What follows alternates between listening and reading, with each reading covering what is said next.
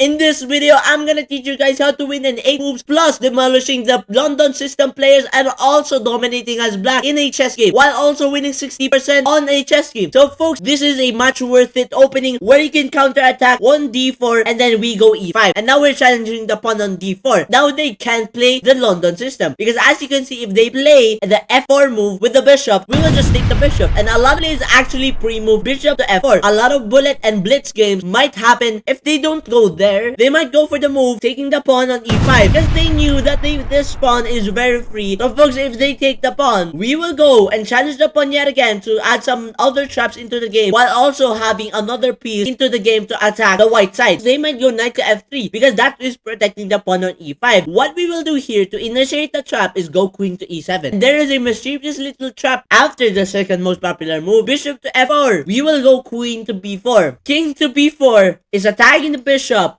attacking the king on e1, and also attacking the pawn on b2, which might likely trap the rook over here. So folks, what your opponents might do is go bishop to d2, the most effective move for them, but there is some bad benefits about that. We will go and take the pawn on b2, which might trap the rook. A lot of people actually, and the tens of thousands of people, might go bishop to c3, and that's a huge blunder and a huge mistake. Why? Because after bishop to c3, folks will go bishop to b4. And that is pinning the bishop to the king. You cannot take the queen because the bishop is pinned to the... They might go queen to d2, trying to block it another time, trying to not make the bishop be attacked, protect the bishop yet again. But that is not a good move because after bishop takes c3, they might go and take it with the knight, our bishop. But we will take the rook. But if they don't do that and instead take it with a queen on c3, that is checkmate right there on the board on c1 in just 8 moves. So folks, this gambit can be very mischievous after the opponent playing d4 over here on this move.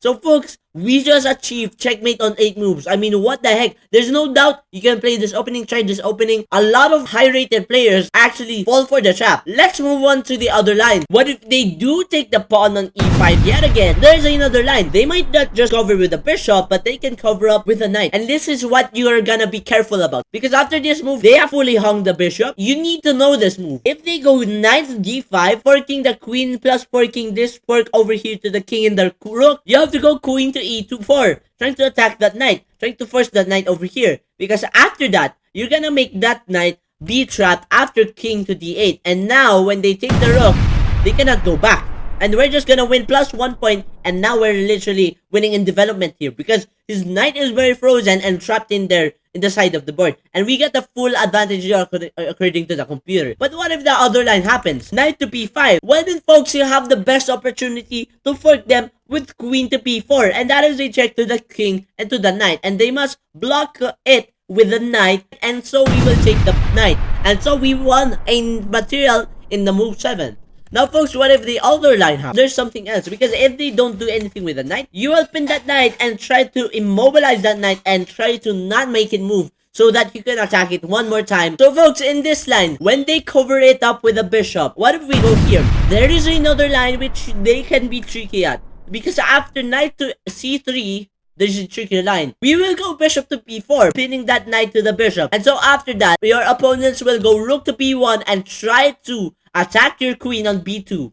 Well then folks, we can go queen to a3, which we can protect the bishop. We can actually sacrifice the queen over here on c3, because after that move, if they do take again, we will take again, and they got just plus 3 points. After that, they might just need to block it with the knight. We will go back and take the pawn, and they got plus 2 points. But there's something bad after that, because after they go here and open up the white bishop on f1, well then folks, we will go here and fully develop all of our pieces, while white pieces are already frozen, and castle if they castle, it is surprisingly very passive for them to play this position, and it's very hard for them to play this position because a lot of pieces can't move much, and plus tactics here are very rare for white. Plus the black position is more flexible. I'm gonna give you another option in this Englund gambit because there's another modification which is much more actually powerful than the other line, because after they take, we can again gambit another pawn instead of just going knight to c6, and that is very powerful because after this knight, if they take again with the pawn on d6,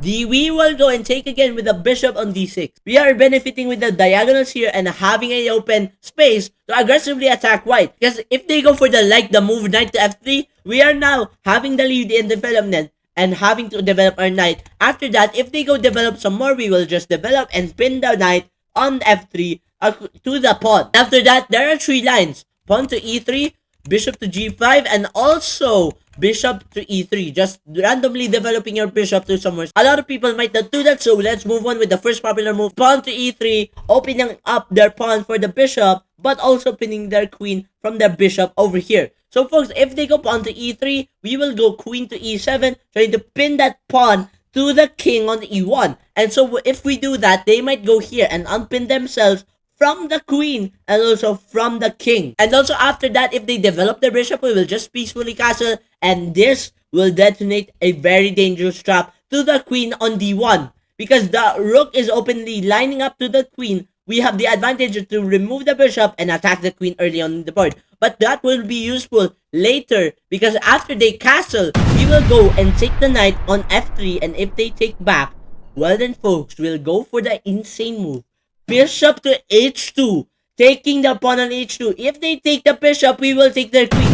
They have no choice. They have no choice, because if they don't, that will be unequal for them. If this happens, well then folks, we will just go back with the bishop and we get +4 points. But what if that doesn't happen? Instead, they will take the bishop. Well then folks, we will just win because we have more material than them, and a bishop and a rook is better than a queen, because a queen is just one thing, but a rook and a bishop are 2 things that you need to protect at the same time, which is very hard to do, which makes the queen the most advantage in this position. But what if bishop to d2 happens and instead of castles?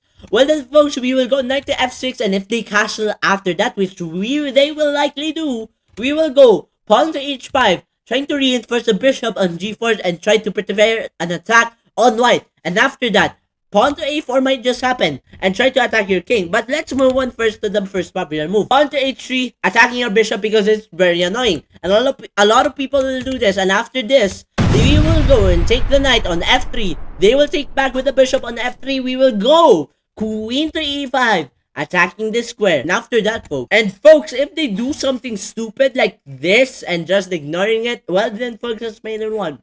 But if they don't, and if they're smart, and this happens, well then folks, they weaken their squares. And not only that, we will go pawn to h4, take over the random move over here, connecting the rooks mindlessly. Then we will just go and take the pawn on g3. And after that, they might just do not anything, because after this move, we will go and take the pawn with the queen on g3, and that's a check to the king. And now it's mate in 3 after bishop to g2, covering their king up. Well then folks, we will have queen to h2, king to f2, and then we get bishop to g3, mate. But what if they go for the best possible line, queen here, trying to trade up queens? Then we will go back with the queen and still maintaining this, while having their king very exposed without the pawn surrounding them. So I'll show you one more line in this line, and those are the lines I'm gonna show you with you today. But might be some more deep theory after this, because after g5, there are more traps over here. f6 over here, we're gonna go and attack the bishop on g5, which was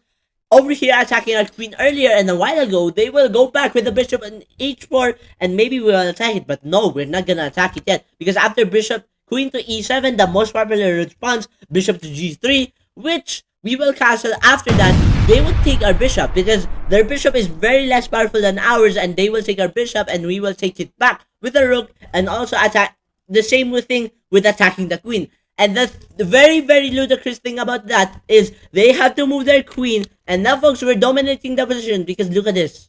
We're like just having these 2 cannons going to obliterate the king. And after knight to h6, they might just go queen to e3, trading our queens, because it's very powerful. Well then, folks, if that happens, we will go knight to b4, having this very good fork over here to the queen and the king and the rook.